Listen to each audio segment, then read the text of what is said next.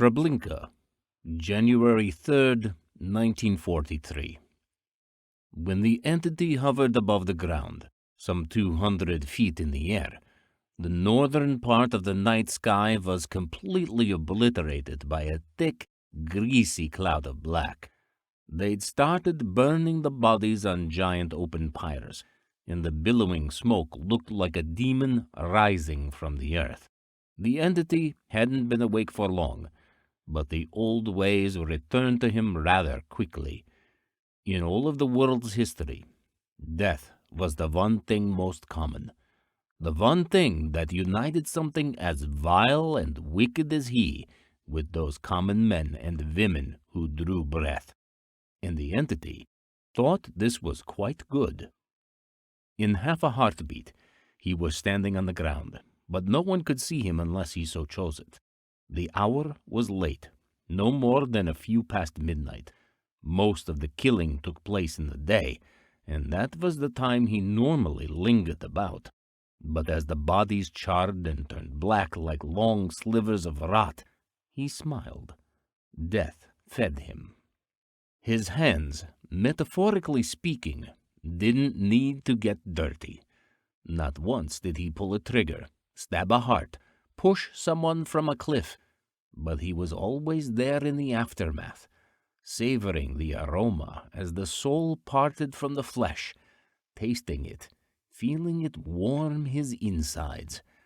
He didn't know what he was, but he did know that as long as there was death, he'd survive. It had been that way for years.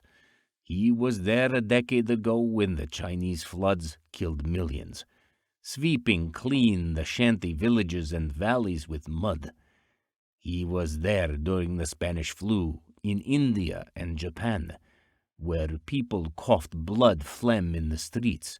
He was even there for the Black Plague, and what a wonderful time that had been. People died in taverns and churches and lodge houses as regularly as the wind blew. He could still taste that meal.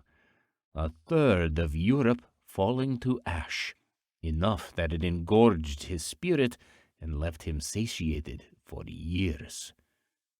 Now, it seemed that war was what kept him fed. The current squabble felt across the globe was ending more lives than any of the conflicts to come before, but they simply weren't enough.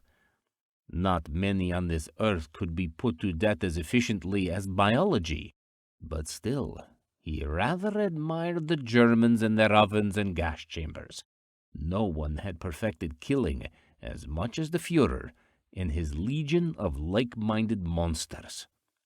Like a ghost and shadow, the entity strolled the camp, feeding on the fear and the freshly killed.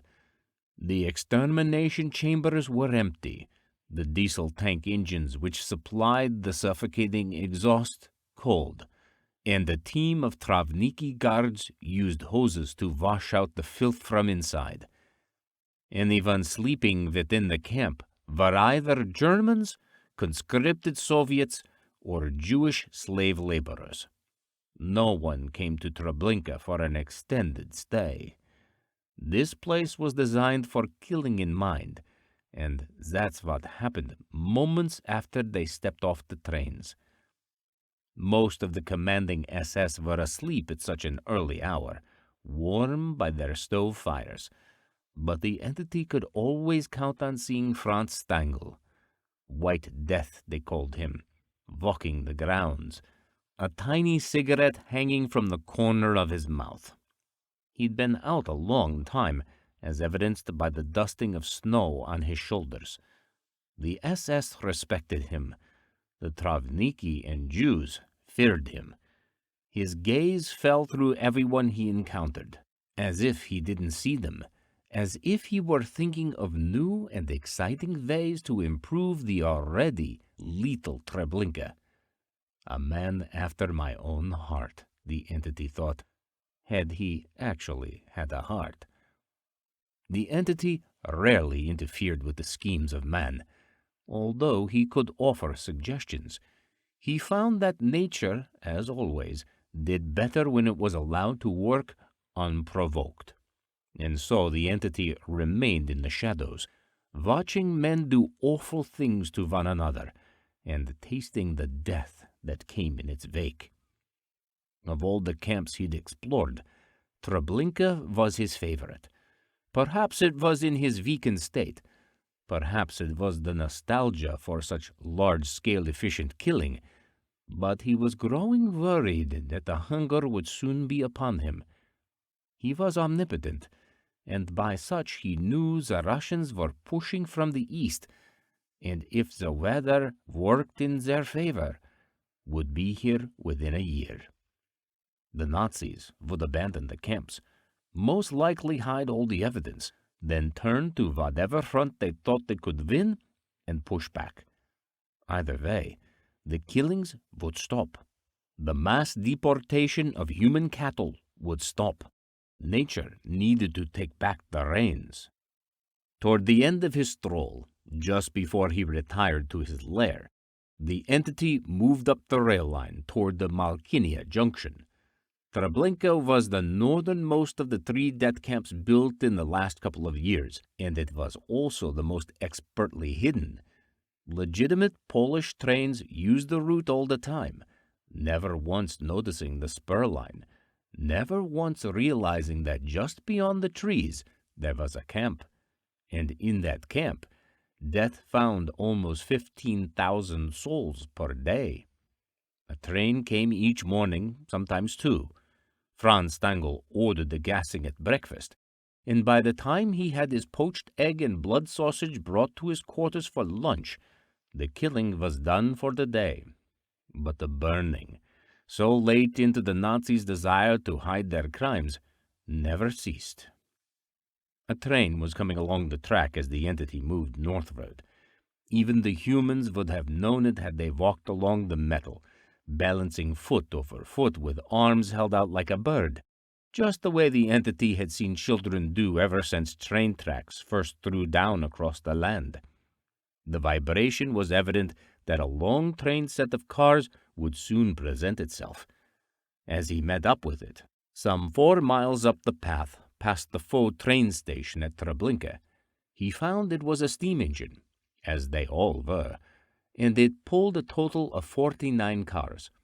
The engine looked like a giant rolling coffin, a slick testament to man's ingenuity. These passengers were lucky. They were in third-class passenger wagons, complete with commodities not often seen in train cars bound for Treblinka: window slats and seats.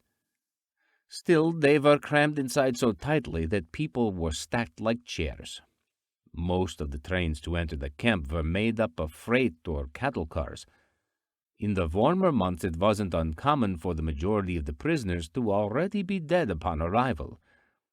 The conductor slowed the train, and a puff of steam hovered in the air above it. As the entity stepped aside, he could see the men operating the engine, 2 of them, simply sit back, breathe tired sighs, and then begin chatting quietly. This was normal. The camp trains had to sometimes stop to let legitimate trains pass first. After all, Operation Reinhard was Hitler's big, elaborate secret. As the entity surveyed the train, he tasted the fear and uncertainty grip each and every one of those aboard. There were over 4,000 sweaty but cold Poles, ranging from young children to the elderly. In his omnipotent mind, he could delve into the heads of them all, pulling out memories, thoughts, wishes, and hopes. If he cared enough to be sadistic, he could replace those with horrid images and premonitions of what was to come. But tonight he didn't. Tonight he was tired and weak, and wanted to be off to his lair. Later he would return and feed from those before him. How he loved the taste of their deaths as their souls seeped away. How their bodies, sometimes upright in the crammed gas chambers, would release a final puff of breath as the Trovniki pulled them to the pyres. Scared voices spoke silently. Though it was dark, a starless sky, even if half of it was blotted out by the oily billow of smoke, the whites of eyes and sheen of teeth could be seen. Glass was not a luxury of this train, and cold lips chattered while expelling little puffs of steam. None of them could see the entity, but he was entranced in their fear. It was almost as delicious as their deaths would be at sunup. He found himself slowly wafting down the line, taking in their faces, so that it might satiate him for a few hours, until a proper meal could be had. They were all wondering why the train had stopped.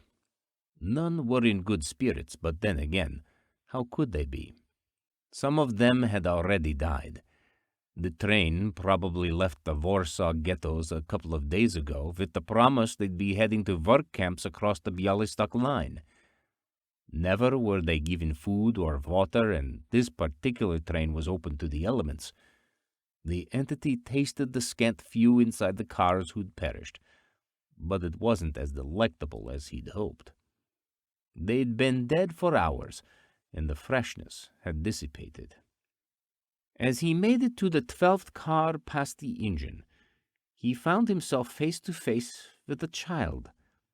The adults crowding around turned dull eyes out to the blank, dark countryside, but the child, a little girl no more than 5, who'd never known life outside a ghetto, was looking right at him. Sure, he'd been put to sleep many times, but he'd been around since the beginning of time, and now, in the heart of Poland during the Second Great War, a human was seeing him without his consent. He didn't know if he could speak. That wasn't an ability he possessed. Whenever he influenced the mind of a human, it came to him as an internal monologue. But the humans always heard and they always obeyed. Now he was feeling something he hadn't known in his lifetime. In his mind, he willed the girl to look away, to forget what she saw. But somehow, miraculously, she refused. This anomaly stunned the entity for a moment, and just before he'd made the decision to retire to his lair, the little girl's arm shot through the open portal and took hold of him. He had no arms, no legs, no head nor body at all. What he had was a consuming, flowing darkness that men could only feel, not see. He was as substantial as the smoke coming from the pyres burning Jews just miles down the road, and still, somehow, this child had grabbed him. That was the moment the entity understood the feeling that had washed over him like some kind of holy reckoning. He'd been all-powerful, omnipotent, the Alpha and the Omega, the beginning and the end. But now he understood. He was afraid.